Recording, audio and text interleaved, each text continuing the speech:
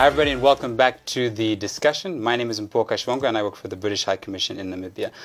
Thanks so much for being here as we talk about one of the most pertinent issues in the world today, and that is climate change and specifically COP26 in the context of climate finance. And we're going to get to a lot more detail about what that is in a moment with some two really special guests.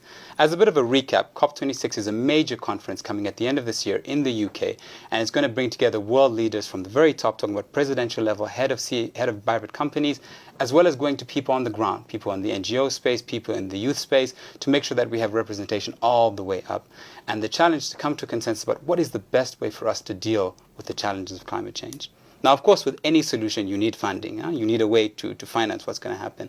And today we're here to talk to two really special guests, Namibians who are passionate about this country, passionate about climate finance, and have the expertise to break it down in a way that you can understand and I can understand. So, to start, firstly, we're with Louise Brown, who's from Triple Capital. Thank you very much for joining us, Louise. Thank you for having me. And then we're also here with Aina Iteta. I make sure I get your surname right, who's from the EIF. Thank you very much for joining us. Thank you. How are you guys doing today? I'm great, thanks. Great. Great. So these are the two experts, everybody. Really, I'm just here to facilitate this discussion, but the knowledge is coming just from the two of them, and it's a pleasure to have you two here. So let's start from the very basics, right? So for those who have no idea what climate finance is, let's start with a definition. Louise, maybe you can help us out with that. How would you describe what climate finance is to the audience? Yeah, thanks, Mpho. So climate finance is finance, so funding and investments that are channeled specifically for activities that address climate change. Yeah. And of course, climate change activities come in two main forms. Mm-hmm. So one is mitigation activities. Yes. So those are activities that reduce the greenhouse gases that cause climate change. Yeah. So an example of that would be renewable energy projects such as solar or wind. Yeah. So what those do is they displace investments in fossil fuels, fossil fuel generated energy, which emits carbon dioxide, which contributes to global warming. So that's an example of a mitigation activity. The other main set of activities is adaptation activities, and those help communities, ecosystems, and economies to respond to climate change that's already happening. Yes. So for example, climate resilient agriculture, such as drought-resistant crops or water-wise irrigation systems, are examples of adaptation because they help farming communities to continue to farm in a world that's hotter or drier or where rainfall is more erratic. Yeah. So finance for any of those types of activities is called climate finance. Yeah. That was really well broken down, and I wish I could have that same sense of one idea to the other, so it's a pleasure that you're being here. Aina, do you want to add anything to that definition at this stage? Well, Mpho, I think she really covered it deeply, that is scientifically and technically, definitely, and that's the convenient for the language of climate change. Yes. Really, if I may add to that, is that this is a special vehicle, and definitely is not our usual normal financing for social development and other developmental aspects that we fund.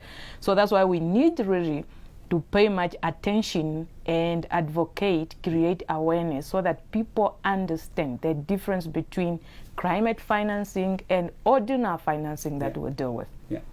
No, thank you very much. And I guess, a lot of the examples that both of you two mentioned speak a lot to what's happening in this country in the sense of drought. We have a huge agricultural sector, especially those that, live of agriculture from a subsistence level, so not necessarily for commercial gain. And then, of course, water. I mean, we are one of the driest countries in Southern Africa. So I suppose, having finance that doesn't just look at returns, but looks at the value of that finance to the communities and to the natural ecosystem makes a really big difference. And it expands what we're thinking about, how we're taking things forward. So in that sense, maybe we can dive a bit deeper into that. And in that sense, Aina, we can come to you and sort of your work with the EIF. In terms of, climate finance in the context of Namibia, why is it so important? What's the real value for Namibians here in country? Well, of course, EIF is a state-owned entity, and the ministry, of course, we might be having two-line ministry.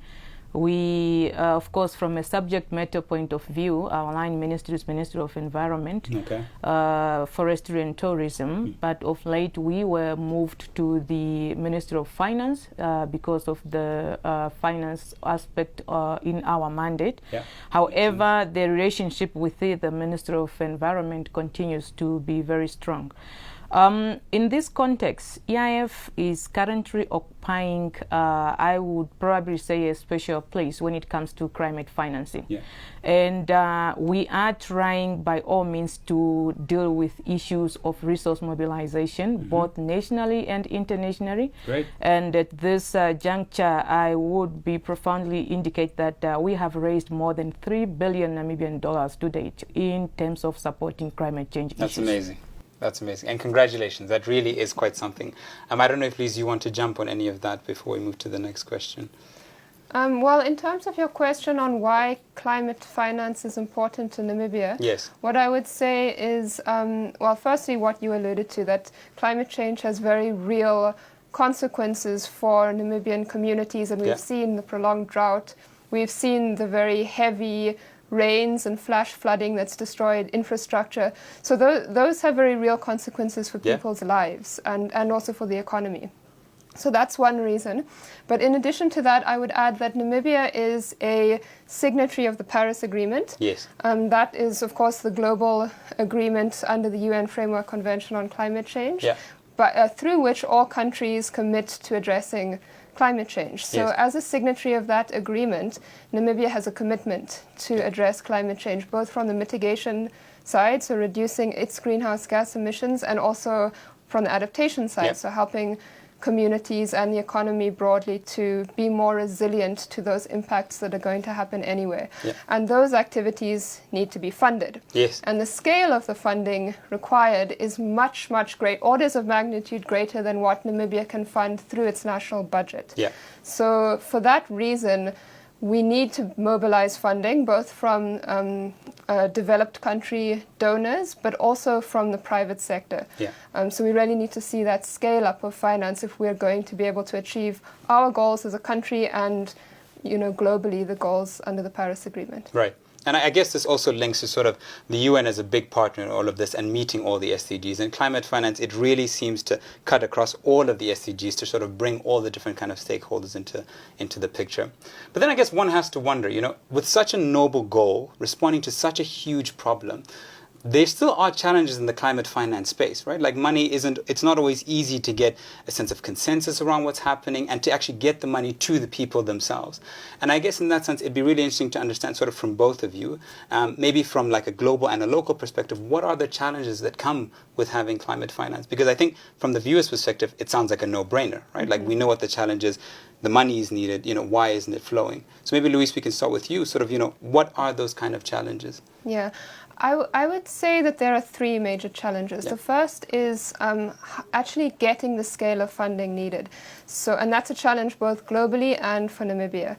So globally, there is an estimated roughly $3 trillion per year in investment needed for climate change mitigation.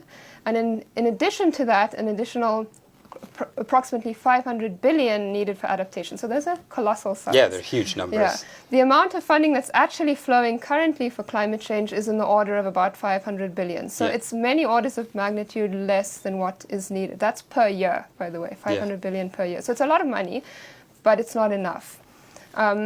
So that's the biggest challenge. And then that brings us to what I see as the second major challenge, which is we know that although the public sector needs to step up and put more funding into climate change, the scale of the challenge is such that the public sector alone won't be able to raise that level of funding. So we really need to get more private sector involvement. Now, currently, not just the private sector, but globally, there's about $1 trillion per year going into the fossil fuel sector, and that's the sector that causes climate change.